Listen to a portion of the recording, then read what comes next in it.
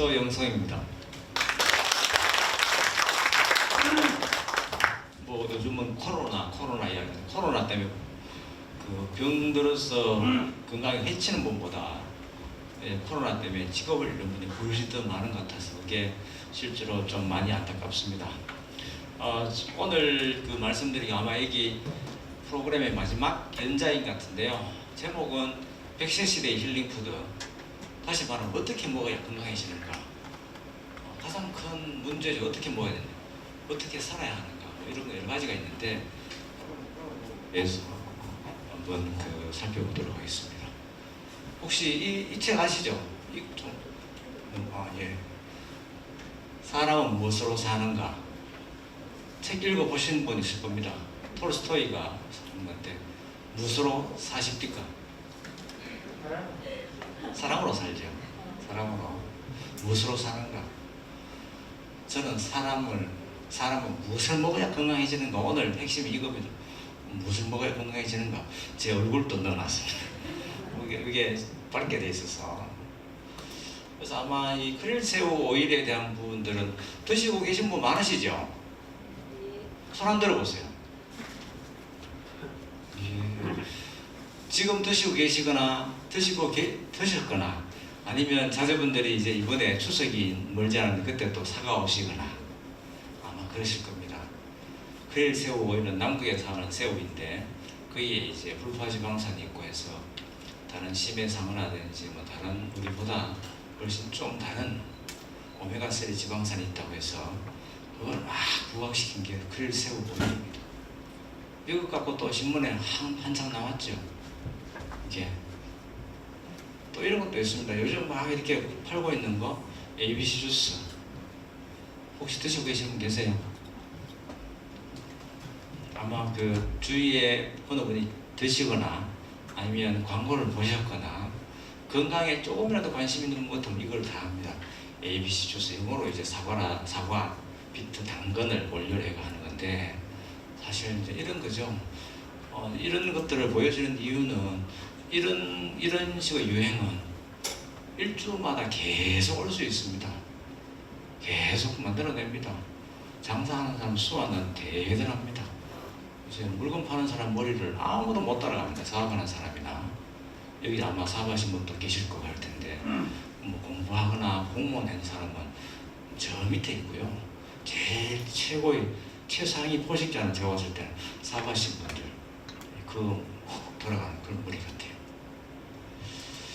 그래서 이제 이런 것들은 결국 이런 거와 관련됩니다. 결국은 우리나라 10대 사망 원인이 뭔가 암이 있고 심장병이 있고 뇌혈관 질환이 있고 쭉 있잖아요. 예전에는 좀 많이 다르죠. 요즘은 암도 있는데 암은 사실은 좀 줄어드는 추세입니다. 사망 원인 중에. 왜냐하면 암으로 돌아가신 분은 이제 예전보다는 많지 않고 대신에 평균 수명이 늘어나면 암은 60, 70대 오는데 그 이후에 오는 병들 뭐 심장병이나 아니면 뇌중풍이나 이런 병으로 돌아가신 분이 훨씬 더 많습니다. 그러다 보면 훨씬 더 음식과 관계되는 문제가 많이 생깁니다. 암이 발생 건수는 많아지는데 실제로 대비해서는 많습니다. 3대 사망 원인 보면 역시나 물론 악생 신생물 암이죠. 그다음 심장병 이런 부분이 여기 많긴 한데 심장병, 중풍 그런 것도 있지만 당뇨병도 있고 혈압도 있고요. 어떤 경우는 폐렴도 있습니다. 폐렴은 연세가 드시면 드실수록 폐렴의 위험성은 점점 올라갑니다. 왜냐? 면역이 떨어지기 때문에 폐렴이 늘어납니다. 연령별로 사망률 추이를 보면 40대부터 이제 급격하게 되어지고 이때부터 이제 건강에 관심이 많이 늘어나기 시작합니다. 보통 일반적으로 한 40대부터는 콜레스테롤 약을 먹거나 당뇨약을 먹거나 혈압약을 먹는 사람들이 점점 늘어나기 시작합니다. 그 중에서 보면 이런 가장 문제, 암은 지나온 세월을 어떻게 할 수 없다고 뭐 생각할 수도 있지만 우리가 생긴 암 여러 가지 병들은 지나온 세월이라 생각하시면 됩니다. 세월. 내가 일주일 동안 바짝 운동하고 한 달 동안 식사 조절하고 1년 동안 식사를 어떻게 해서 뭐 좋아졌다 그러기는 쉽지 않습니다. 이미 세포는 노화되어지고 다 되어졌기 때문에. 그래서 이제 우리가 식사 이외에 할 수 있는 것이 뭐냐 하면 이런 부분입니다. 여기 보면 혈압이나 당뇨나 콜레스테롤 높은 거, 담배 피우는 거 이런 부분들을 다 약을 먹거나 조절해 줘야 되는 부분이죠. 이게 이제 암 다음으로 심장병이나 뇌중풍과 관련되는 굉장히 조절해야 될 그런 이유에 들어갑니다. 요거를 혹시 한번 계산해 보세요. 본인. 자, 그러면 그 인쇄물 다 갖고 계시는데, 자, 1단계 나이를 한 해보면 나이 연세를 하셔갖고 몇 점인지 점수 한번 매겨보세요. 자, 나이하고 남자분, 여자분 따로 있고요. 그 다음에 콜레스테롤 수치를 아십니까, 혹시? 콜레스테롤 수치를 아시면 나쁜 콜레스테롤 얼마인지 점수를 한 해보세요. 여기 보면 100 이하는 마이너스 3점, 한 160 이상은 1.2점. 그 다음 콜레스테롤이 나쁜 콜레스테롤 말고 저는 총 콜레스테롤 할 때 얼마인지, 이거 하거나 이거 하거나 둘 중에 하나. 그렇게 한번 점수를 한 매겨보세요. 모르시면 일단 건너뛰어 놓고 대부분 한 1점이나 2점 주시면 됩니다. 자, 그러면 다음에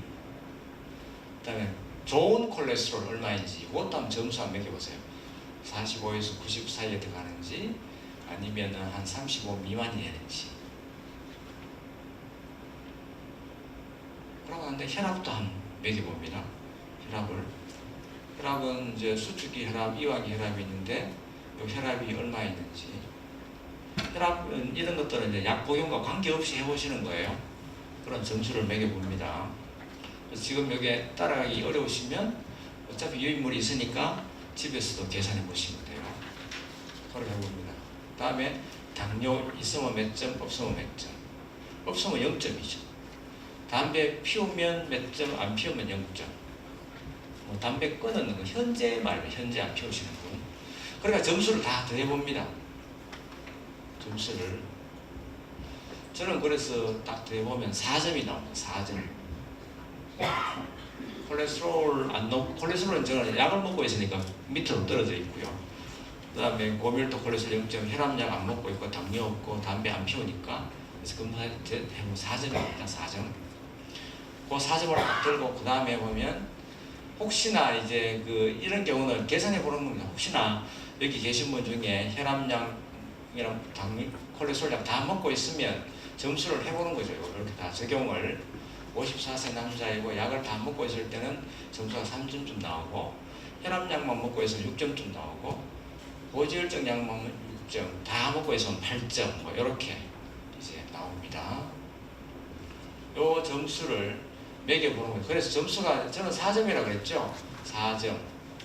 딱 요건 LDL 기준에서 8점. 그다음에 이런 위험수가 8%입니다.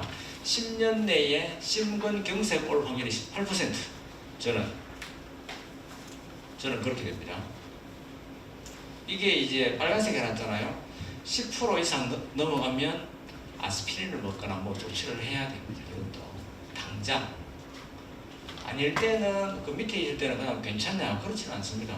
그것도 역시나 그 원인이 되는 것들을 좀 제거해 나가야 되는데, 아마 여기 계신 분들 중에 4점, 5점, 6점, 7점, 한 10점, 보통 한 21에 넘으면 사실 이 자리에 못 계십니다. 이미 병원에 입원해 계시거나 하는 분들이고, 여기 오신 분들은 아마 요 범주 안에 전체 점수가 한 5점에서 한 10점 내에 들어갈 가능성이 많습니다. 그래서 가식을 천천히 해보시고, 그래가 이제 뭐 예를 들어서 그거를 10% 이상일 때는 아스피린을 먹는다, 이렇게 10% 이상일 때. 왜 보면 여러분 약 꺼내놓고 자랑한다 그러는데 막 펴놓고 다 보여주죠. 식사 후에 나는 이 약도 먹고 이 약도 먹고 이 약도 먹고, 병원에 가니까 아스피린 주더라. 그럼 먹어야지. 나는 왜 아스피린 왜 안 줘요? 왜 안 주느냐? 이 기준에 따라 줍니다. 위험성이 있으면 주고 없으면 안 줍니다. 왜 그러냐? 아스피린 자체가 위험하기 때문에. 그래서 그렇습니다. 대체로 여자분은 안 먹고 남자분은 먹게 되는, 남자분 대체로 혈압, 당뇨 있으면 대부분 다 드셔야 되고, 여자분은 웬만하면 드실 필요가 없는 겁니다. 기준이 그래야 됩니다. 약을 병원에서 약 준다고 해서 좋아하실 건 아닙니다. 그만큼 위험하니까 자꾸 약을 못 해주는 겁니다. 안 준다고, 저는 왜 친구로 주는데 나는 왜 안 줘요? 그렇게 생각하실 거 없어요. 좋은 겁니다. 그 다음에 또 많은 분들을 만나고 이렇게 이야기합니다. 혈압약 왜 먹느냐? 혈압약은 평생 먹어야 된다는데 이렇게 이상하게 생각하시는 거예요. 혈압약을 먹는 이유, 결국은 20, 30년 후에 온 합병증이 뭐죠? 중풍과 심장병입니다. 이걸 막기 위해서 하는 뜻입니다. 이런 거. 혈압은 이제 그 약 먹으면 떨어지죠. 그럼 안 먹어도 되겠네요. 아닙니다. 또 올라갑니다. 그래서 혈압약을 왜 오느냐? 혈관의 탄력성이 줄어서 그런 거니까 혈압약을 드시면 혈압은 떨어지고 안 드시면 혈압은 올라간다. 그래서 약 계속 드신다. 혈압약 드시는 분 계세요?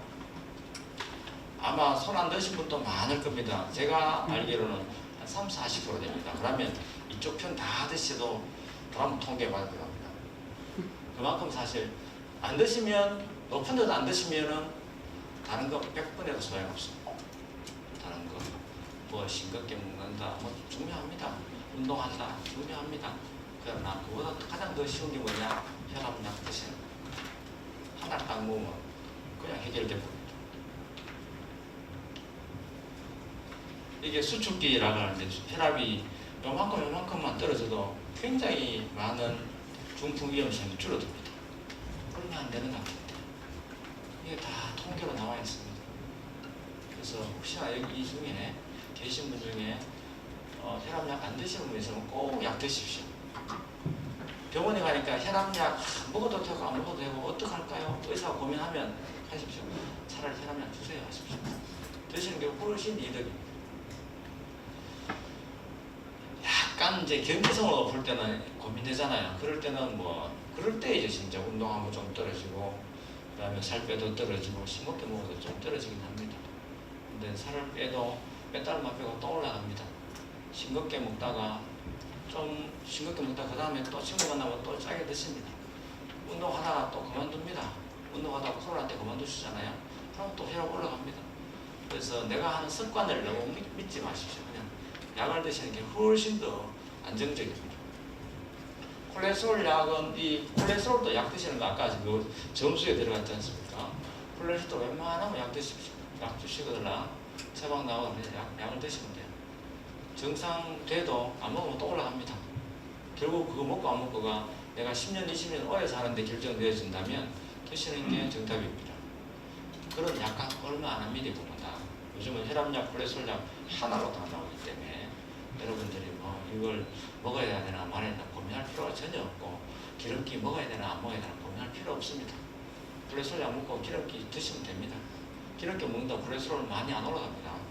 대부분 콜레스테롤 올라가는 이유는 노화 때문에 올라갑니다. 노화 때문에 올라가기 때문에 식사로 올라가는 거는 지금 외국의 이야기입니다. 외국 식사는 뭐 기름기 많으니까 그러는데 우리나라 식사는 안 그렇습니다. 기름기가 많습니다. 그래서 기름기 뭐 돼지고기, 소고기 뭐 일주일에 한두 번 먹는다고 해서 콜레스테롤 많이 올라가는 게 절대로 그렇지 않습니다.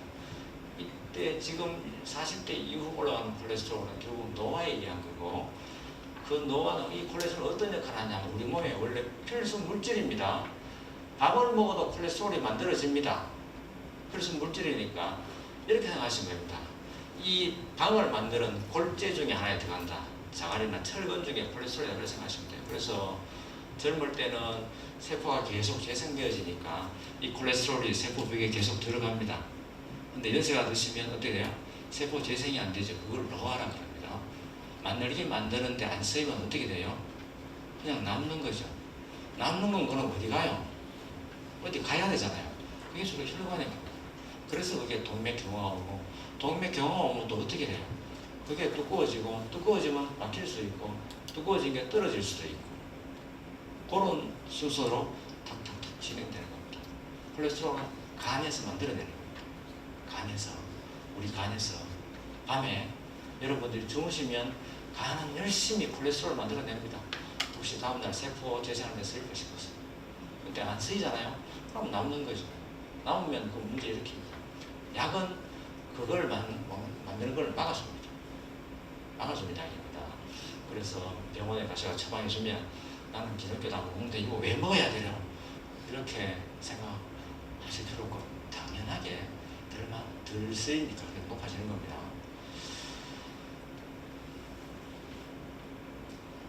이런 거죠. 여기에 유전적이고 비만이고 노화, 당뇨병, 고지방 음식이 있는데 저는 주로 노화로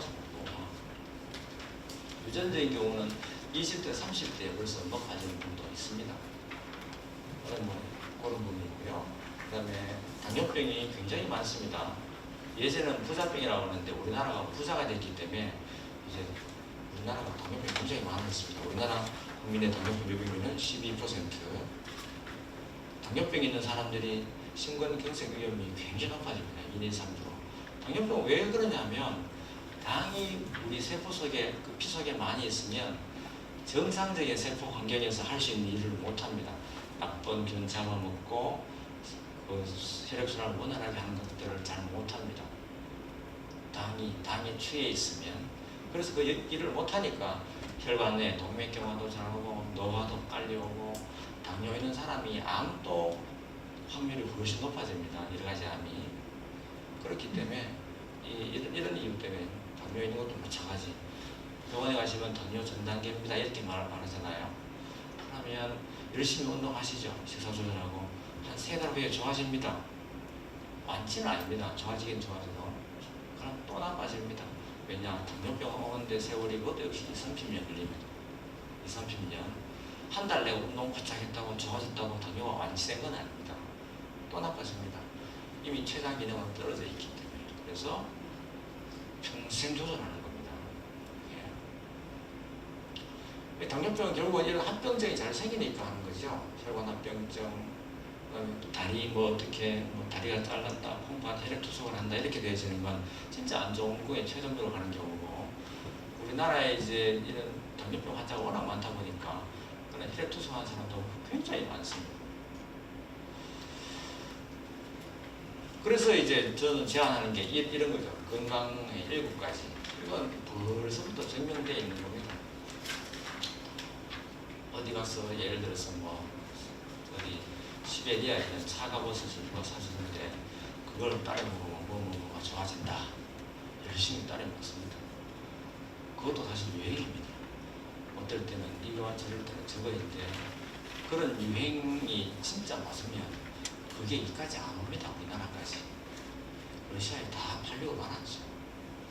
그죠? 다 그것도 사업 수완입니다. 가장 기본적인 걸 열심히 해야 됩니다. 뭔가 하면 적당한 운동하기. 운동을 너무 많이 해도 안 좋습니다. 너무 많이 하면 세포 노화가 빨리 옵니다. 아침 식사하기. 충분한 수면 취하기. 사실 다 하시는 거잖아요. 모르는 거 없습니다. 근데 이걸 놔두고 자꾸 다른 거 찾으러 다니시는 거죠. 약 하나를 먹으면 좋아지나, 보약 먹으면 어떻게 되나, 저 집에 가면 이렇다, 이 집에 가면 저렇다, 요새 방송에 유행하는 건 씻어서 먹으면 어떨까, 디톡스 하면 어떨까, 계속 그거 찾아다니고, 그거 홈쇼핑에 주문하고, 자제분들은 그 명절에 사오면 그거 좋은가 싶어가 한 일주일 먹다가 그 다음에 던져놔보고, 그런 게 부지기수잖아요. 맞지? 그렇습니다.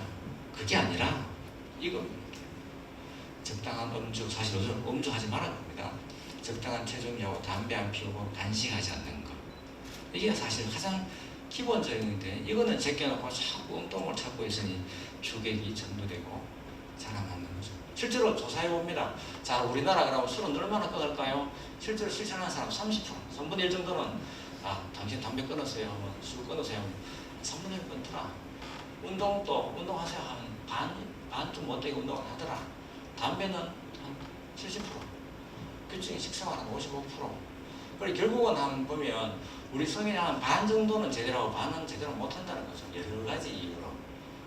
나는 이런 것보다 나 편하게 살고 굵고 짧게 살고 짧게 살게 이렇게 하는 것도 많은 거죠. 그래서 정기검진도 그래서 필요합니다.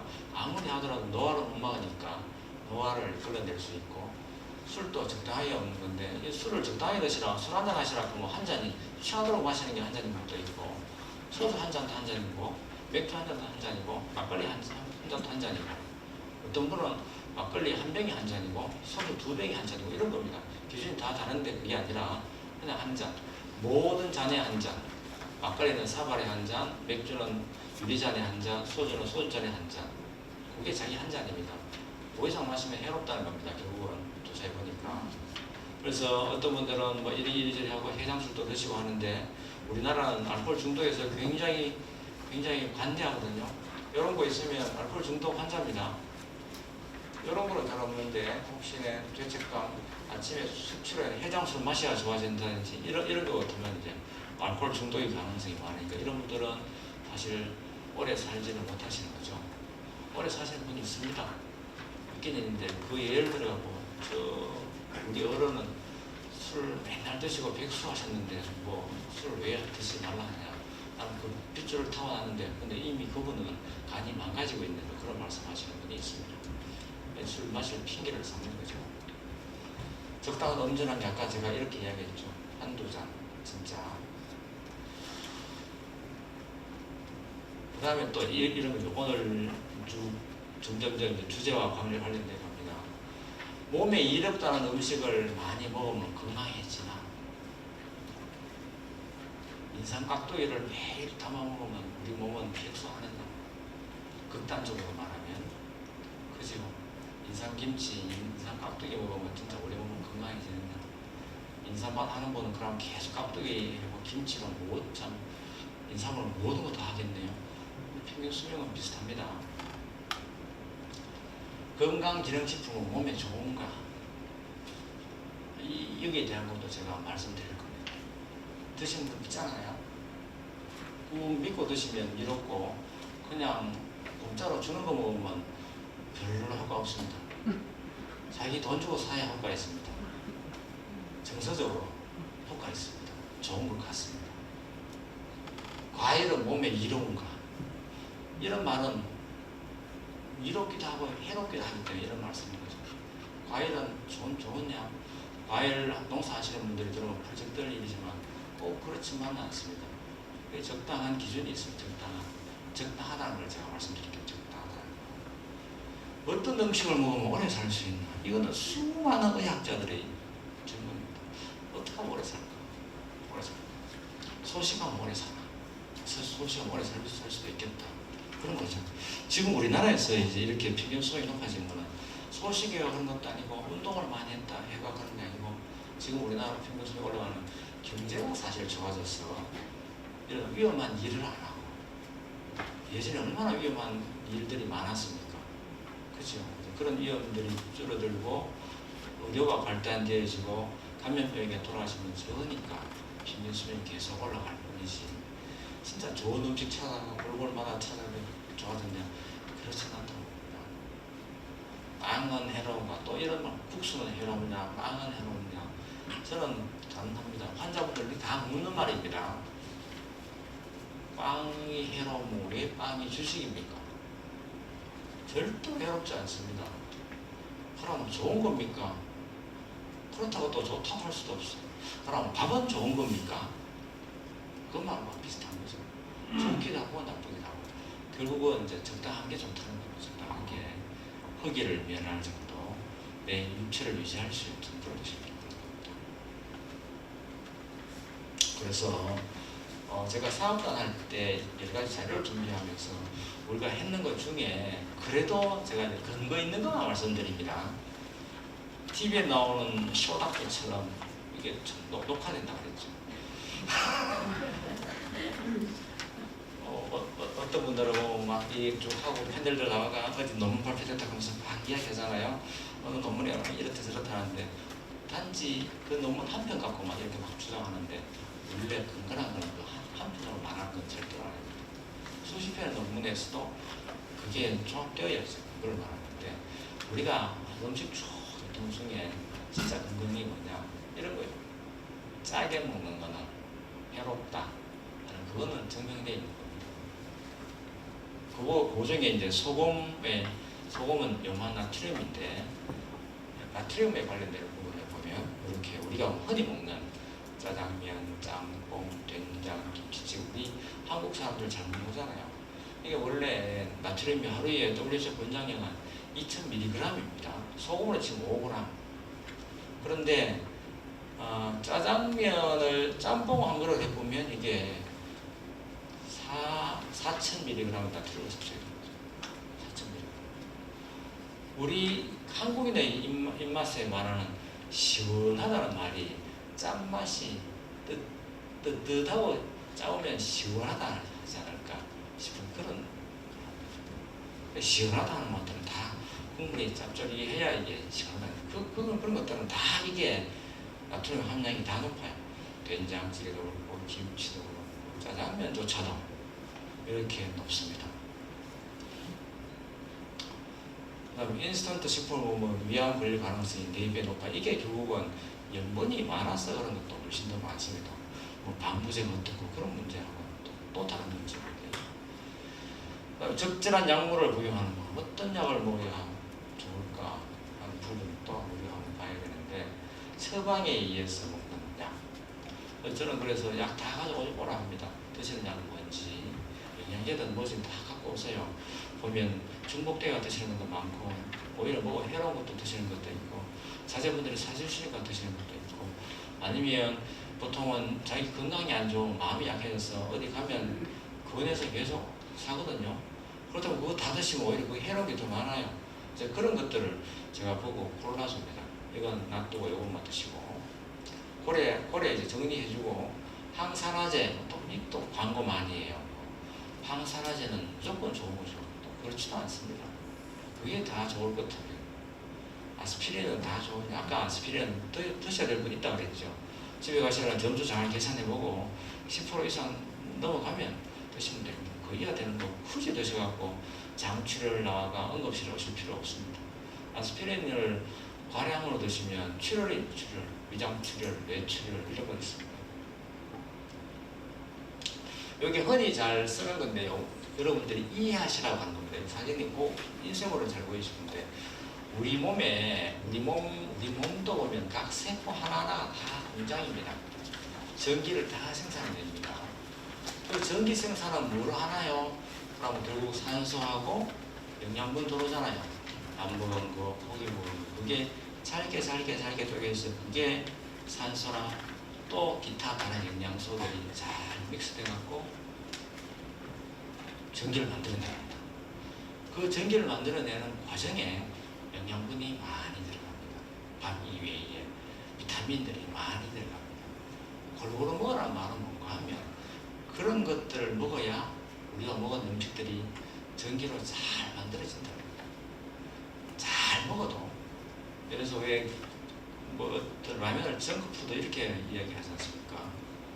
그 하는 이유가 뭔가 하면, 라면은 정제된 음식입니다.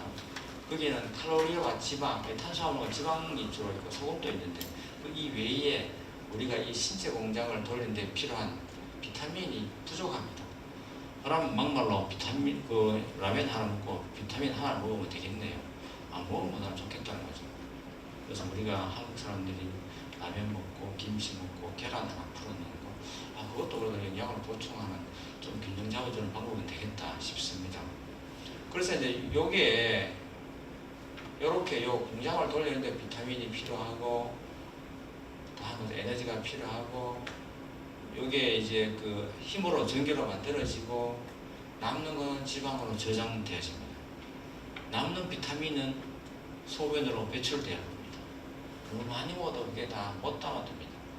너무 많이 먹으면 오히려 뭐 돌이 생긴다, 암 발생하기도 한다, 뭐 이렇게까지 이야기하는 비타민들도 있습니다. 예를 들면 비타민 E를 많이 먹으면 폐암 위험성이 높아진다, 이런 것도 있습니다. 예전 한때에 여자분들 비타민 E 페롤 해갖고 많이 드셨죠. 20년 전인가요? 많이 드셨는데 결국 조사해보니까 그거 드신 분들이 폐암이 확 올라갔습니다. 그거 아니네. 요즘 그 광고 다 빠져있습니다. 어디 가서 페롤을 먹으라는 광고, 거기가 싹 사라지고 없습니다. 이제 이런 식이죠. 우리 공장을 생각하면, 우리 공장, 그거는 세상 모든 이치 다 마찬가지입니다.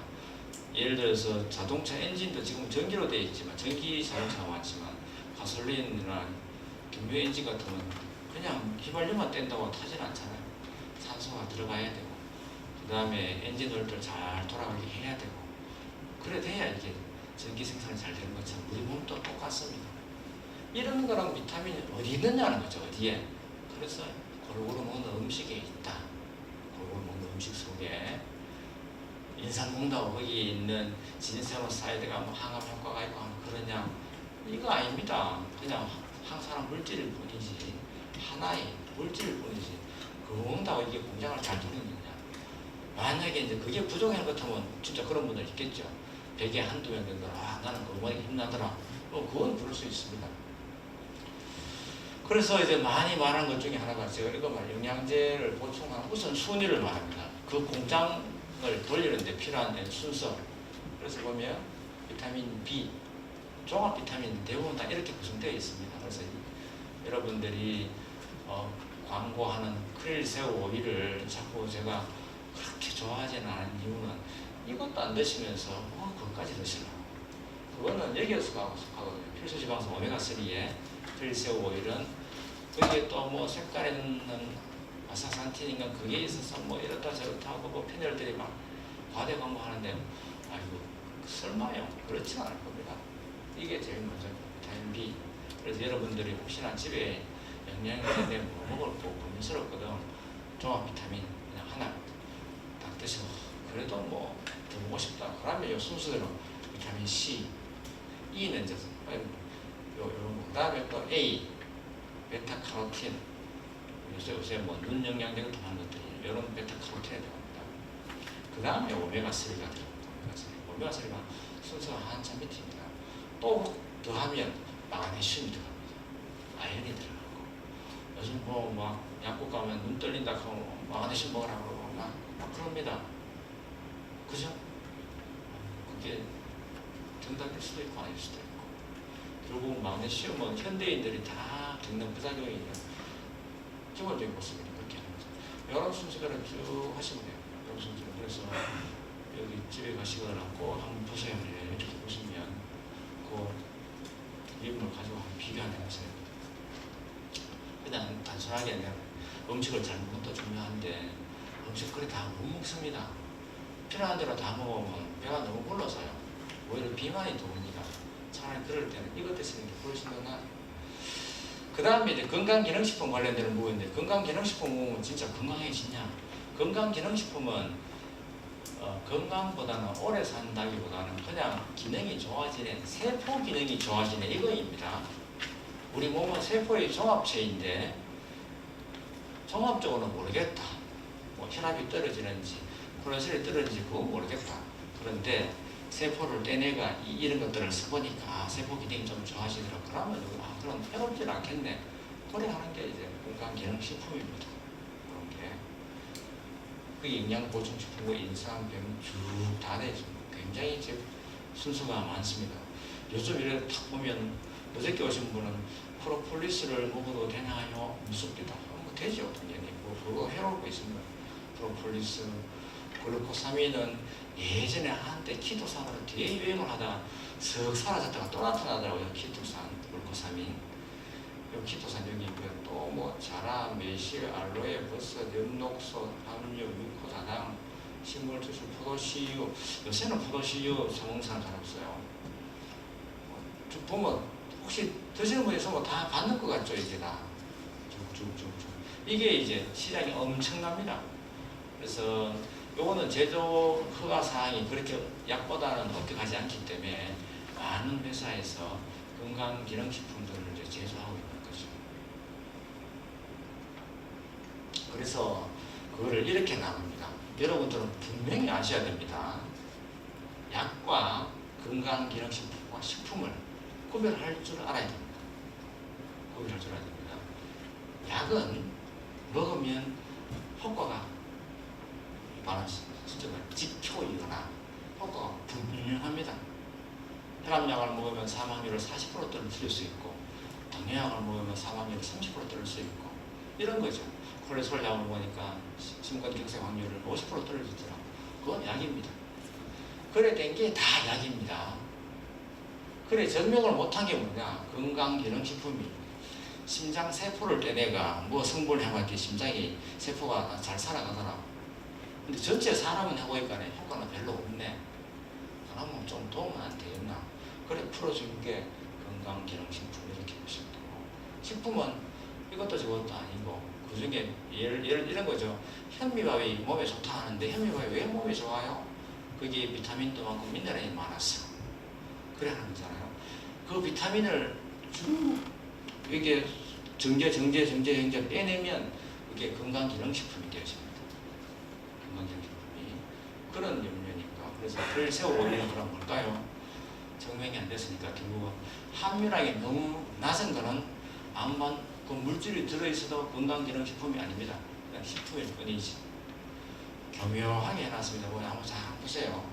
가장 대표적인 게 이런 말하면 굉장히 민감한 문제라서 녹화하신다길래. 그래서 이런 거죠. 그래서 어떤 성분을 좋은 성분을 다 알고 있다는 거죠. A라는 성분이 있으면 그게 좋은 건데 좋은 게 0.1ml 들어있는 거 10ml 있는 게 그럼 뭐가 더 좋아요? 10ml는 더 좋겠죠. 근데 0.1ml 넣고 와 좋은 거라 막 광고합니다. 잘 보시면 지금 팔리고 있는 성분 중에 그런 거 있습니다. 광고 막 합니다. 속기 쉬워요. 그건 식품입니다. 식품을 건강기능식품으로 하는 것도 사실 굉장히 비도덕적이죠. 근데 수없이 그래 하고 있습니다. 그래서 원인이 그랬고 다 그런 거죠. 그래서 요걸 요렇게 기능을 주는 단계를 안전성. 약은 모든 약은 부작용이 있다고 하잖아요. 근데 효과는 기능성은 가장 높은 게 약이고 대신에 부작용 때문에 우리가 조심해야 된다. 그런 거. 부작용도 없고 효과는 그만한 게 건강기능식품이나 식품인데 사실 그런 걸 먹어나 마나. 그 다음에 이제 품목별 이런 것들이 있으면 가장 많이 팔리는 게 뭐지? 홍삼제품이다 이렇게 돼 있고 뭐 이런 부분도 돼 있고 우리나라에서 지정한 개별 인정형 생명 활성 기능 있는 기억력 개선하는 뭐 있다, 혈액 개선, 간 건강 이게 제가 이야기했던 세포를 모아놓고 실험했는 결과를 보고 허가해 주는 겁니다. 이게. 그 다음에 고시형 원료에 뭐 이런 거 비타민, 영양제 성분이 다 들어가 있고 기능성 원료에 요즘 많이 파는 밀크시슬 추출물도 요즘 많이 팔리더라고요. 그런 거. 뭐 코엔자임 Q10, 뭐 연록소, 공액, 누렌산, 프로바이오틱스 요즘 또 프로바이오틱스 그러면서 너무 많이 하죠.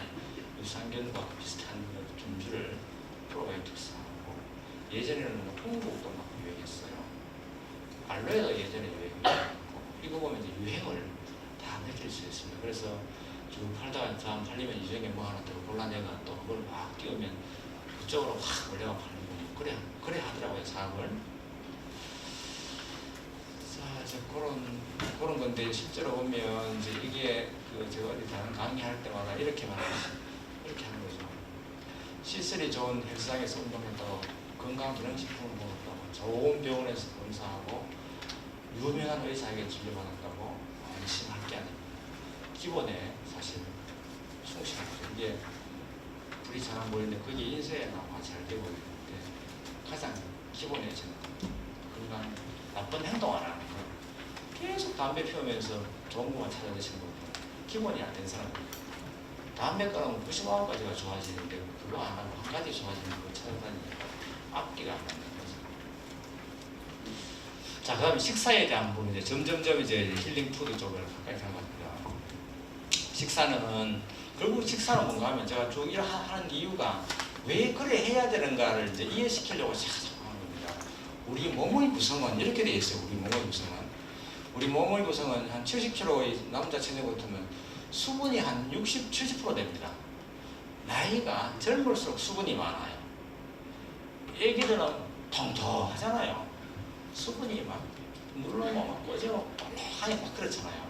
근데 이제 이게 세월이 지나면 점점점 수분 대신에 지방으로 근육된 지방으로 채워지면 부스해지기 시작합니다. 그래서 연세가 드시면 드실수록 수분이 떨어져요. 젊을수록 수분이 많고 그래서 젊은 사람들은 한 끼만 먹어도 체중 감량 효과가 체중이 빠진 것처럼 느껴지고 노화 연세된 분들은 한 끼 안 먹어도 그렇게 필요 없습니다. 왜냐? 수분이 안 많아서 한 끼 안 먹으면 수분이 확 빠져버리거든요. 애기들 설사하고 한 끼 안 먹으면 살이 쑥 빠져 보입니다. 그런 이유 때문에 이렇게 하여튼 구성되어 있습니다. 수분이 가장 많은 부분 차지하고 단백질, 지방, 이질탄소 이렇게 요거를 다시 우리 몸을 구성한 것들을 요래 봅니다. 우리 몸은 지구에서 태어난 지구 사람이잖아요. 지구에 있는 원소 숫자 있는 게 우리 몸에 다 있다고 봅니다. 만약 우리 몸에 지구에 없는 원소가 있으면 저는요 외계인입니다. 그렇죠? 외계인. 우리 지구인이니까 지구에 있는 원소를 다 우리 몸에 담고 간다. 어떤 경로로 통해서 지구에 뿌리를 넣고 사는 식물을 잡아먹는 동물을 결국 우리 지구 사람은 우리 지구랑 같은 성분으로 구성되어 있습니다. 그 중에 이제 우리 몸을 구성하는 성분이 한 60가지 되어지면 도움이 되는 게 한 반쯤 되고 도움 안 되는 게 한 반쯤 된다 이렇게 얘기하는 거죠. 그래서 도움 안 되는 게 많으면 뭐 독소가 많다 어쩐다 막 그런 거 하는 거죠. 그 다음에는 이제 이런 부분, 그 다음에 요리 관련되는 건 생식이 몸에 좋으냐 나쁘냐에 대해서 논란을 띄울 수도 있는데 생식은 해롭습니다. 기본적으로. 왜냐하면 흡수를 잘 못되게 합니다. 요즘처럼 양식이 풍족한 시기에 생식이지 부족한 시기에 생식을 먹으면 영양소 흡수가 잘 안 됩니다. 그래서 기본적으로 우리 인간이 지구상에 굉장히 번성하는 가장 근본적인 이유 중에 하나는 불이 들어갑니다. 불이 있음으로써 요리를 시작했고 요리를 시작함으로써 세상에 널린 모든 식재료들을 다 우리 음식으로 바뀔 수 있었기 때문에 우리 인간은 살아남았다. 그 식물들 그렇잖아요. 동물들은 초식동물, 육식동물 그러잖아요. 사다가 뭐 풀 뜯어먹고 김치 담가먹고 그러진 않잖아요. 사람은 다 먹잖아요. 익혀 먹기도 하고 날 걸어 먹기도 하고 세상 그렇게 적응 잘 된 동물은 이 지구상에 사람 말고는 없습니다. 그만큼 다 이게 요리를 하고 불 때문에 그런 거야. 이것도 각 지역 따라 다 달라요. 인도네시아. 우리 그 유럽에는 척박한 땅이라서 별로 원산지 되는 거 잘 없습니다. 여러분 아시다시피 아프리카, 아시아, 동남아시아 중에 밀림지대 이런 데 보면 굉장히 그 원산으로 작물들이 발달된 게 굉장히 많지요. 동아시아 말하면 아시아, 우리나라 포함한데 콩 같은 거, 콩 원산지가 만중가 아마 콩, 배추, 인삼, 밤 이런 것들 원산지가 대부분 다 동아시아, 아시아입니다. 중동에 가면 사과도 있고요. 카자흐스탄 알마티라는 게 이게 그 사과의 아버지인가요? 그런 뜻이죠. 알마티. 사과, 밀. 아마 그 성경 보시거나 하시면 그 밀 나오는 게 원산지가 원래 중동입니다. 중동에. 그다음에 뭐 비트도 있고 당근도 있고 이런 부분도 있고 동남아시아에 보면 바나나가 원산지 여기입니다. 바나나 원산지는 아프리카가 아니고 아시아입니다. 인도네시아는 이쪽입니다. 그 다음에 귤도 이쪽이고 쌀 이런 거 다 유럽 해봐야 뭐 여기 몇 가지 없습니다. 유럽은 무라든지 이런 몇 가지밖에 없고 대부분 원산지 넣게 되어 있습니다. 이런 것들이 불이 발명되고 난 다음에 잘하는 거죠. 한국 사람들이 먹는 그러면 한식은 좋은 거냐라고 말할 때 한식이 뭔지를 말해야 됩니다. 한식을 정의할 때 그러면 한국 사람이 먹는 건 다 한식인가? 지금 그렇게 말하기는 어렵죠. 한국 사람은 모든 거 다 먹잖아요. 베트남 음식도 먹고 중국 음식도 먹고 태국 음식도 가서도 먹고 주로 먹는 걸 한국 한식이라 말하면 이제 그러면 밥과 국과 그다음에 염장된 게 있는 그런 음식을 한식이라 그렇게 얘기하는데 그걸 전통식이라고 얘기해요. 전통 한식. 그러면 탄수화물이 많고 섬유소가 많고 염분이 많아져. 짠 음식이 많습니다. 그러면 이 짠 음식이 많으면 위암 위험성이 굉장히 올라가 있어요. 위험성이. 서양식은 또 다르죠. 염분이 적고 지방이 많고. 그래서 건강식은 이 두 개를 조합해내는 게 가장 좋은 식사다. 요즘 이제 한국 식사들이 좀 서양식과 퓨전이라고 그러는데 두 개를 조합해서 하는 경우가 점점 늘어나고 있는 것 같습니다. 임금님은 그러면 건강한 식사를 하셨냐? 이 반찬이 많으면 제가 앞에서 말했던 지구에서 생산되는 모든 원소를 다 섭취할 수 있겠죠. 우리 몸에 이로 30가지를 다. 임금도 12첩 반성밖에 안 했습니다. 정조는 7첩밖에 안 했는데 우리나라 요즘 보면 이제 어디 음식점 가면 이렇게 19첩 반성에 보시면 45층 반상에 90점 반상에 90점 반상은 여 없는 것 같고 저 전라도에 보면 90점 반상이 있다. 여기 막걸리 몇 개? 하나, 둘, 셋, 넷, 다섯, 6명 드시나? 90점 반상. 엉고 두 줄로 엉고 해야 90점 반상. 이렇게 먹는 게 진짜 건강한 거냐? 그래서 우리나라를 쭉 조사를 해보면 그리고 이게 요 범위에 와 있는 거라고. 소금은 너무 많이 먹고 칼륨은 적게 먹고 단백질은 많이 먹는 경향이 있대요. 이게 2008년도에 했는데 2018년도랑 사실 비슷해요. 그래서 더 자료를 찾지 않았는데 인이 많고 칼슘, 철분, 그래서 많은 거는 줄이고 부족한 건 올려야 되는 게 우리가 건강해지는 전체 방법입니다. 그래서 어떻게 하면 소금 섭취를 줄일까? 이게 사실은 가장 어떤 중요하게 우리 보면 복지부에서 좀 신경 쓰고 해야 할 그런 부분. 10대 불량식품에 한국 음식 들어가죠. 숯불기름, 불고기, 숯불, 갈비. 불량식품에 들어갑니다. 10대 불량식품. 그걸 막 광고 있잖아요. 불량식품에 들어갑니다. 기름에 튀긴 음식, 소금에 절인 식품, 가장 대표적인 게 김치, 가공된 고기식품, 과자류식품, 콜라, 사이다, 편리류, 통조림, 설탕에 절인 과일류식품. 설탕에 절인 과일류식품의 가장 대표적인 게 효소, 발효, 뭐 했다는 말들 다 이쪽입니다. 발효, 매실 맞습니다. 그리고 10대 불량이 들어가는데 그게 한국이랑 이름이 붙어보면 좋은 거로 바뀝니다. 이거는 분명히 객관적으로 해석해야 되는 거고 이제 들고 이제 그런 생산한 걸 제가 뭐 폄훼하고 그런 의도는 아니고 학문적으로 보면 그렇다는 이야기입니다. 몸에 좋은 고지방 음식, 아보카도, 요즘 아보카도 많이 팔잖아요. 아몬드, 견과류, 연어 이런 것도 있는데 좋다 하면 또 많이 먹어요. 많이 먹으면 또 해롭습니다. 그래서 이것도 적당히 드시고 모르고 과잉 섭취하기 쉬운 음식 5가지 뭐 시리얼, 잘 먹죠. 아몬드, 견과류 여기 들어갑니다. 하루 경과해서 봉지 딱 해요. 그걸 딱 먹는데 이제 그게 그냥 그거 먹고 온 사람들은 대체로 당이 높아요. 그것도 별로 권하지 않고 올리브유가 여기에 들어가서 몸에 좋은 고지방 음식에 과잉 섭취하기 쉬운 게 올리브유. 그다음에 신선한 오렌지 주스. 직접 짠 거는 관계없는데 가공된 오렌지 주스는 아무리 무관하게 하더라도 굉장히 칼로리가 높고 그런 겁니다.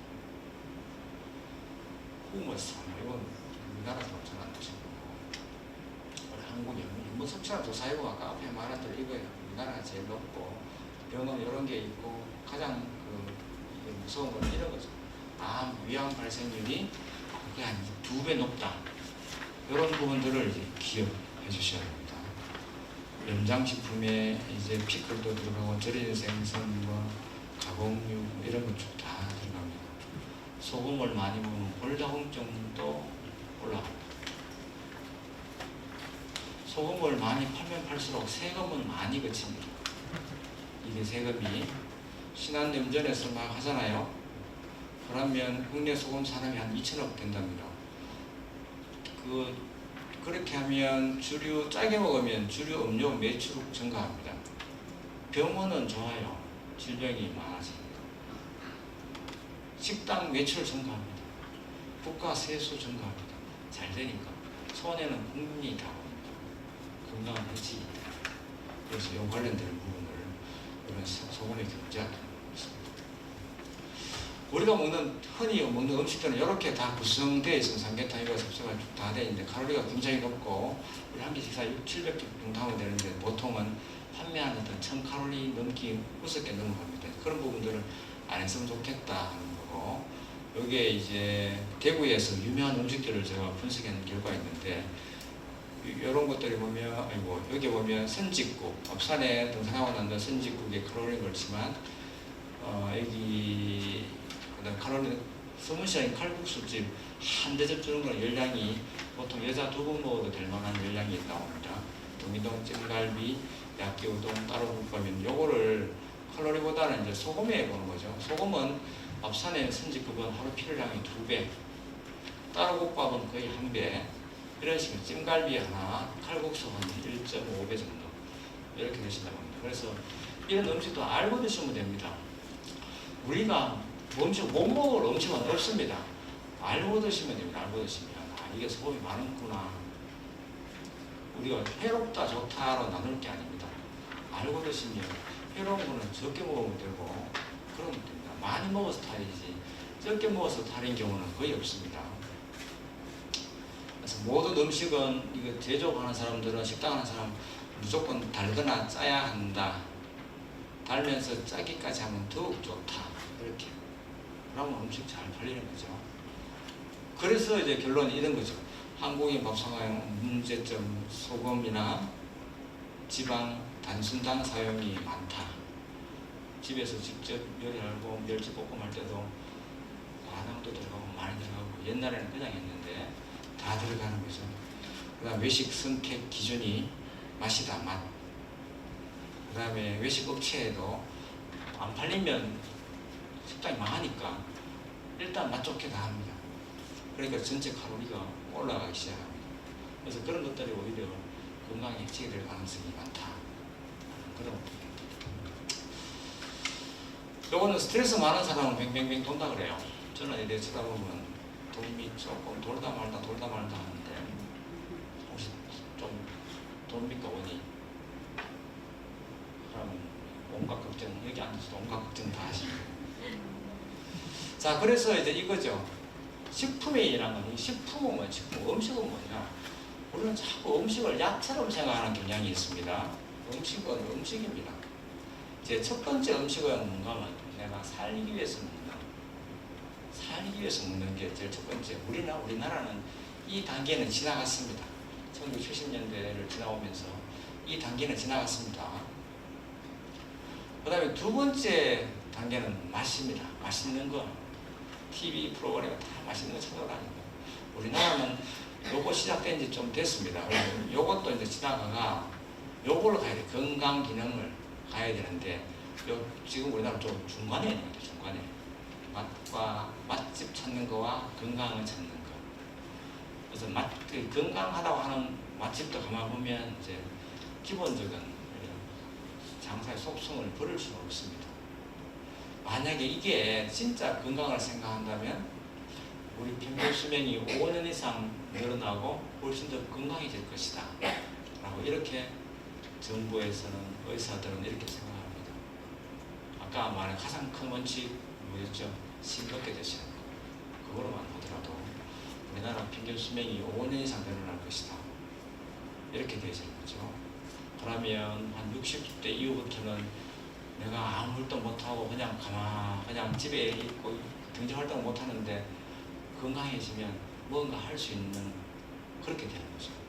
그게 이제 건강수명이라고 그렇게 이야기하는데 건강수명 집에서 계속 의료비 나가는 거를 다 나가니까요. 사회적 비용이 엄청납니다.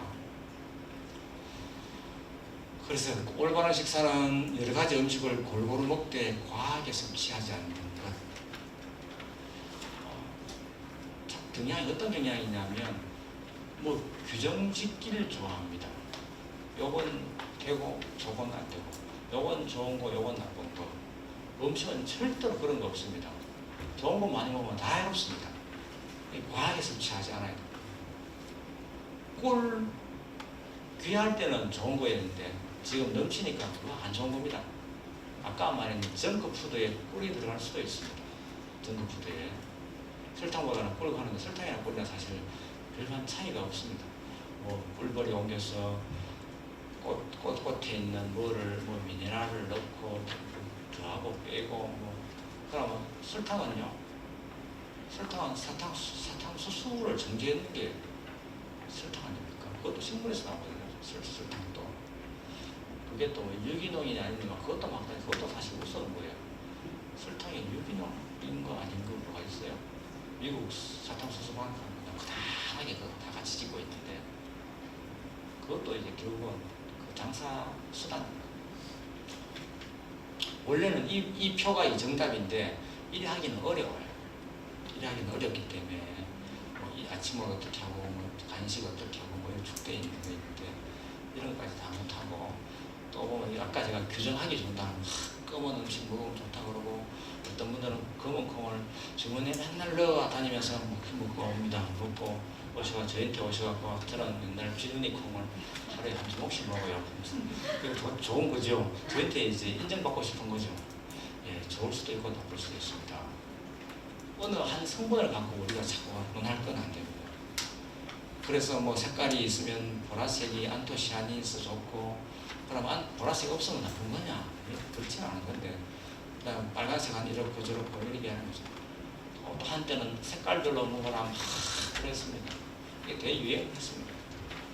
또 디톡스 다이어트가 몇 년 전에 또 유행했습니다.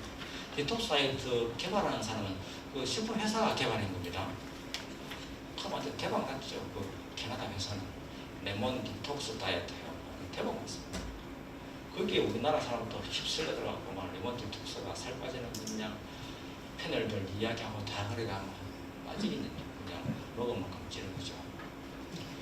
말은 좋아요. 말은 12요법으로 체내에 쌓인 독소를 제거. 말은 그럴듯합니다. 독소가 체내에 쌓인 독소를 어떻게 빼내지? 이제 그때부터는 복잡해지기 시작하는데 말을 들어보면 비슷합니다. 마사지에서 독소를 빼낸다라고 또 이야기를 많이 하는데 그럴듯한데 어떻게 마사지를 해서 독소를 빼내지? 임파선을 통해서 소변을 배출시킨다고 이야기를 하는데 그게 어떻게 되지? 그것도 사실은 말이 안 맞는 거죠. 그 다음에 뭐 이런 부분들, 그 다음에 유기농이 좋으냐 나쁘냐. 유기농이 확 유행하면 또 이런 말로 하면 유기농의 역설. 옛날에 저까지만 해도 다 유기농 먹었습니다. 맞지요? 똥을 퍼서 다 뿌린 채소에 먹고 유기농이 막 번성하면 기생충이 많아집니다. 유기농 발효 음식이 좋다고 막 한때 발효를 뭐로 발효했냐 설탕으로 발효했길래 결국은 나쁜 걸로. 그럼 효소는 또 뭐냐? 또 효소 음식 약선열이 사찰 음식 현미 채식 자연식 그린푸드 슬로푸드 그냥 계속 이렇게 규정했는 거 유행이에요. 그런데 실제로 의학적으로 증명했는 거 다 보면 이런 게 대해서 식사를 어떻게 하느냐 이런 식사 어떻게 다 되냐 다 뭐 규정 탄수화물은 적정 수준 적정이 뭐냐 적정 당류는 1회 섭취 에너지 20% 이내 이 말은 음료수 마시지 말라는 얘기입니다. 이게 식이섬유는 1일 25g 여러분 잘 기억해 놓으세요. 여기 뒤에 거도 뒤에 딱 그 암 예방에 또 비슷합니다. 암 예방은 과일과 채소를 충분히 먹고 다채로운 식단을 경제적 식사하기 짜지 않게 먹고 탄음식 먹지 않게 술 2잔 이건 어디 받는 거죠 앞에서. 그 나머지는 또 다른 겁니다. 고기는 또 볼게요. 싱겁게 안 먹어요. 짜게 안 먹는 거 똑같죠. 콜레스테롤이나 동물성 지방 역시 지방 적게 먹어요. 그 다음에 채소, 해조, 과일을 적게 먹도록 한다. 이렇게 되죠. 그럼 중풍은 술은 하루 한두 잔 이내 음식은 싱겁게 골고루 채소와 생선을 충분히 섭취한다. 이런 말들이 맞기도 하고 틀린 말도 합니다. 그래서 이런 학회에서 만드는 이런 음식 가이드라인은 결정적으로 말을 못합니다. 잘못 내면 벌떼처럼 단체에서 들고 예를 갑니다. 예를 들어서 과일이 해롭다 하면요 농협에서 당장 전화 올 겁니다. 당신 무슨 공부로 하냐. 예를 들어서 한때 이런 말 해줘요. 홍삼 제품에 농약이 되게 많이 들어가 있다. 그것만이 방송에 나오면 홍삼 제품이 필당이거든요. 전체 건강률 60-70%가 홍삼 제품인데 그게 안 팔리면 그러면 그걸 인삼 농가가 망할 지경이에요. 그거 하기 전에 인삼공사가 큰일 나겠죠. 그런 이권이 다 개입되어 있습니다. 이게 다 이런 하나하나가 생선하면 또 어디 난채 뭐한 채 그래서 이런 것들을 결정적으로 말 못합니다. 진짜 어렵습니다. 다 비슷합니다. 그래서 이걸 보고 내가 뭐 배우고자 하실 필요도 없고 할 필요도 없고 당뇨병은 과식하지 않기 뻔한 말이죠. 여러분도 다 하실 수 있는 말이잖아요. 이 말은 다시 바꿔 특별한 게 없다는 이야기입니다. 자꾸 특별한 걸 찾지 말라는 이야기입니다. 이게 특별한 거 없습니다. 마치고 난 다음에 또 저 어디 가면 뭐 좋은 집이 있다는데 그 뭐가 많고 버섯 너가 맛있다 하는데 그거 한번 가볼까? 뭐 그냥 한번 기호로 드시는 거지. 그거 먹고 내가 건강이 막 이래 뭐안 되는 게 되고 뭐 그런 거 없습니다. 여기도 뭐 야채, 과일, 곡류, 해주로 짜게 먹자, 술 가끔씩 안주 적게 먹자 이렇게 돼요. 요건 또 술 마실 때 가급적 안주 적게, 요거는 이제 당뇨병 학회에서 참 철저하게는 안주 많이 먹으면 칼로리가 높아지니까 안주도 적게 먹어. 그만. 이런 식이죠. 건강에 대한 부분이 특히 식사에 대한 부분들은 정답이 없습니다. 정답이 없는데 자꾸 정답을 요구합니다. 식단 짜주세요 합니다. 저한테 와서. 저는 사실 비만도 하니까 선생님 식단 좀 짜주세요. 그래서 책도 만들었습니다. 책도를 해보세요. 뭐 한번 하고는 떠지고 너무 어려워. 그래 못 먹습니다. 어떻게 매일매일 샐러드 우유하고 요거 우유하고 자기 혼자 어떻게 합니까? 식구들이 이거 다 있는데 그걸 못합니다. 그게 당뇨병에 좋은 음식 좀 추천해 주세요. 당뇨병에 좋은 음식은 자꾸 종류를 자꾸 추천하는 종류 아니고 양입니다. 양. 적게 먹으면 다 좋고 많이 먹으면 다 해롭습니다. 피해야 될 건 술 뭐 이런 거죠. 그래서 이렇게 합니다. 오죽하면 그래서 금지하는 것이 아니고 골고루 알맞게 먹어야 된다. 제일 어려운 말입니다. 이게 진짜 어렵죠. 골고루 알맞게 드시라는 거. 맛있으면 많이 먹게 되고 맛없으면 적게 먹게 되는 게 우리 입의 원칙인데 그걸 자꾸 이게 입에 되어지니까 당뇨병 환자가 조심해야 될 식품 말로는 이래 합니다. 사탕 먹어도 됩니다. 저희 땅에 있을 때 사탕 먹고 해결해야지요. 꿀 먹어도 됩니다. 한 달에 한 숟가락 먹는 거 아무 문제 없습니다. 그런데 괜찮다 하면 그걸 매일 한 숟가락씩 드시는 분도 있으니까 이제 그게 문제고 요즘은 꿀도 보니까 판매용으로 스틱으로 나오대요. 스틱을 또 하루 꿀 해가지고 매일 하루에 하나씩 먹으면 그 칼로리가 얼마입니까 이게? 칼로리가 엄청나거든요. 그럼 결국 이제 당을 나쁘게 하고 혈압을 올리고 다 합니다. 요런 식으로 이렇게 말은 할 수 있는데 어쩌다 먹는 거는 사실 신경 쓸 거 없다. 자제분들이 아버지, 어머니 오늘은 갈비 한번 드시러 가시죠. 야야 난 당뇨병 있어서 안 몰랐다. 드십시오. 왜 안 먹어요? 드셔도 됩니다. 가시되 많이 드시지 마십시오. 그냥 한 1인분 정도 되면 딱 드시고 그 다음에 많이 안 드시면 됩니다. 그 다음에 그래 하시면 되는 거지. 자식들하고 드시면 우리 엄마가 그랬습니다. 야야 뭐 집에 있는 반찬 먹지 뭐 제 고향이 경주거든요. 그래 이번에 또 가니까 코로나 때문에 나온 돈이 있어갖고 돈을 다 못 쓰시겠네 말하더라고요. 엄마 그거 하여튼 다 못 써요. 우리 그러면 가서 소고기 한번 보러 갑시다. 그래 아무튼 나도 그런 것 같아. 그때 딱 한번 갔습니다. 그래가 식구들하고 딱 가가 딱 먹고 그 아닐 때는 그래 안 가십니다. 그런데 그래서 자식들이 가자 그럴 때는 자식들이 돈 내려고 다 모시고 가는 건데 같이 따라가시라고 마음껏 드십시오. 하여튼 요런 식이죠. 무엇을 먹어야 건강할까? 무엇을 먹어야 할까? 그래서 꼭 이런 거 비타민도 만들고 꼭 이런 거 자꾸 만들어냅니다. 마늘도 만들고 콩도 만들고 고등어 그러면 여기 안 들어가는 거는 그럼 우양 안 들어가는 거. 이것도 그 빼고 달콤하는 것도 이거 굉장히 이권이 개입 많이 되어 있습니다. 이거 KBS에서 얼마나 많은 로비를 받았을까요? 어디서 마늘 협동조합에서 콩도 마찬가지야. 고등어, 호두, 부추, 보리. 보리는 어디서 주로 생산하는지 모르겠는데 보리도 들어가고 버섯, 김, 달걀, 풋고추 이런 거 다 들어가요.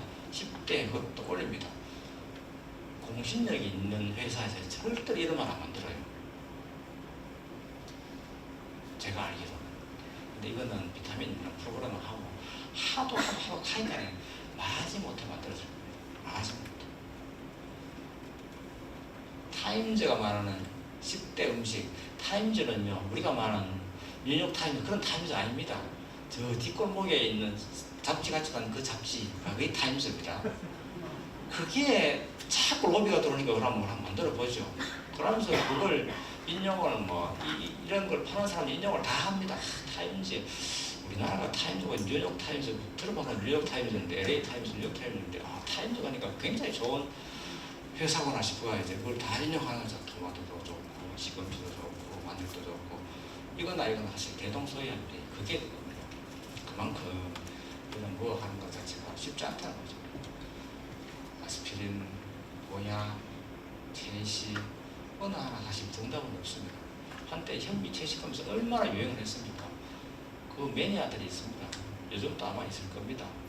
그렇게 믿는 건 그렇게 하시는 거고 저는 의사로 생각하는데 절대로 극단적인 식사 방법은 옳은 방법이 아닙니다. 왜냐? 우리는 지구에 있는 모든 원소를 다 섭취해야 될 생물이기 때문에, 동물이기 때문에 그런 겁니다. 힐링푸드라고 또 만들어낸, 제가 사실 힐링푸드라는 말을 만들어낸 업자입니다. 2010년도에. 힐링푸드 사업단을 시작하고 그하고 난 다음에 KBS인가 김재동 나와가 힐링 뭐 했어요. 그리고 그때부터 힐링이 확 했는데 그럼 힐링을 뭐로 정의하느냐? 사실 저는 정의한 건강기능식품보다는 좀 더 넓은 의미에 그냥 우리 음식보다는 좋고 이렇게 의사로서 굉장히 정의하기 곤란합니다. 말은 만들기 쉬운데 그게 뭐요? 말하기 굉장히 어렵습니다. 그럼 적게 먹고 당분이 없고 염분도 없고 지방이 없으면 굉장히 맛없는 음식입니다. 누가 합니다. 맛대가리도 없는 걸 음식이라고 말해요. 제가 한때 병원 지하에 식당도 만들어가 막 팔았습니다. 손님 없었습니다. 그래서 망했습니다. 물론 정부 돈으로 했지만 그래도 뭔가 사업 모델을 보여가 해주려 하는데 역시나 맛앞에는 장사가 없어요. 아무리 개념이 좋아도 맛없으면 말짱 도루묵입니다. 그래서 참 뼈저리게 느꼈습니다.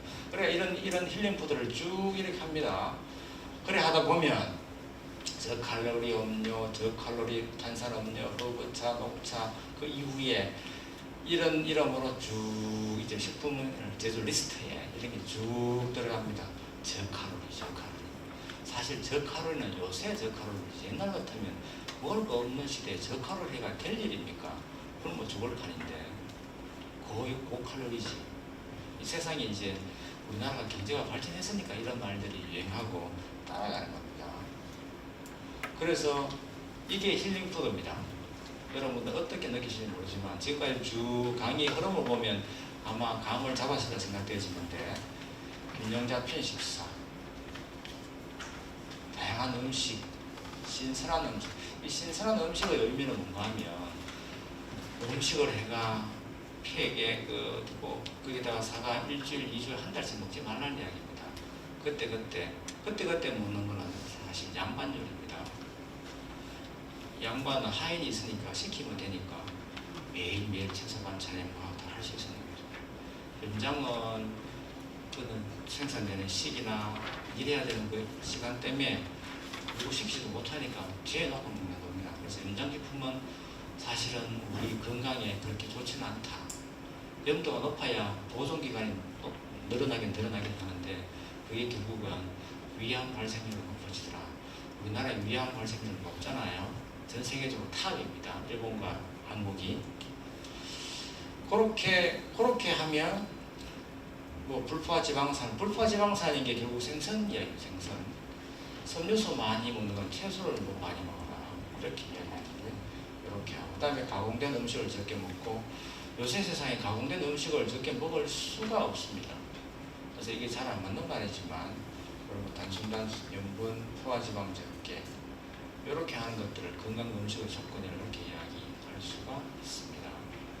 이게 다시 말하면 힐링 푸드고 제가 사업단 할 때 이런 개념으로 만들어가 임상시험도 하고 제가 임상시험 효과 좋은 걸 식당에서 팔다가 망했는 사람입니다. 그래서 이제 보면 이런 것을 기호식품은 있어도 만병통치의 힐링 푸드는 없습니다. 자꾸 어디 가서 힐링 푸드 강국에 솔깃하지 마세요. 힐링하고 넘어가지 마세요. 힐링이 절대로 없습니다. 우리가 기본적으로 신체 활동하고 아까 7가지 보여드린 거 있잖아요. 주무시는 거, 과식 안 하는 거, 간식 안 하는 거, 담배 안 피우는 거, 술을 거의 안 마시다시피 하는 거, 이런 것들이 힐링에 대한 거이지, 뭐 어디 가서 사슴 피어 빼먹고, 뭐 어디 가서 뭐 인삼밭에 가고, 어디 좋은 공기 한다고 그 어디서 피톤치드 향이 가는 거기서 막 이렇게 하고 사진 찍고, 그게 아니란 이야기입니다. 그래 하면 뭐 나쁠 건 없다 그러는데, 피톤치드 알레르기 있는 사람이 있습니다. 그런 사람은 거기에 또 못 갑니다. 그래서 우리가 생각했던 건강에 대한 개념, 건강에 대한 음식, 건강에 대한 운동, 건강에 대한 행동은 어느 하나로 규정할 수가 없다. 규정해가 해보면 다 나쁜 결과가 나옵니다. 세상에 나온 영양제 중에 종합비타민제 중에 뭐가 종합비타민을 그걸 왜 먹어요? 묻는 이유는 내가 오래 살라고. 암만 생겨. 임상 실험을 해보니까 똑같더라고요. 결과는 먹은 사람이랑 안 먹은 사람이랑 결과는 똑같더라. 그런 결과들이 더 많습니다. 좋은 결과도 있습니다. 이태리나 이런 데 하는 거는 그 회사가 그런 데서는 모르지만 유리한 결과를 냅니다. 비타민제 먹으니까 좀 더 몇 년 오래 살더라. 근데 그런 회사 이외의 논문들은 다 차이 없더라. 이렇게 결론 나옵니다. 그렇지만 이제 비타민은 제가 아까 말했다시피 이론적으로 그 공장을 돌리는 데 기본이기 때문에 하루를 살고 10년을 살더라도 내가 활기 있게 살려면 공장을 잘 돌려야 된다. 그런 개념의 그 그림을 보여주고 그거 먹는다고 내가 그러면 10년을 사나요? 더 오래 사나요? 그렇지는 않습니다. 활기 있게 건강하게 건강 수명 건강하게 오래 사시는 그게 실제로 건강한 그 느낌입니다. 힐링 푸드도 그런 측면에서 제가 쭉 계속 중간중간 이런 말 들으면 하는 이유도 그런 거예요. 휩쓸리지 마시고 하고 싶은 것들을 과하게만 안 하시면 됩니다. 자, 그럼 과일은 얼마나 먹어야 좋으냐? 하루 200g. 200g이면 또 그렇죠. 주부들은 아무래도 달아보면 됩니다. 마트 가가. 그래 달아보면 우리나라 사과 반개. 하루 종일 먹어서 사과 반개. 그 정도가 건강한 섭취량입니다. 더 이상 먹으면 살찌고 당뇨병 오기 쉽습니다. 과일은. 과일을 생산하는 사람은 그 안에 비타민도 많고 좋은데요. 아이고 아니에요. 그 하루 권장량 비타민을 다 과일로 채우려고 하면 배 터져 죽습니다. 그래 안 되죠. 차라리 그럴 바에 비타민 알약 드십시오. 예, 이상으로 강의 마치겠습니다. 감사합니다.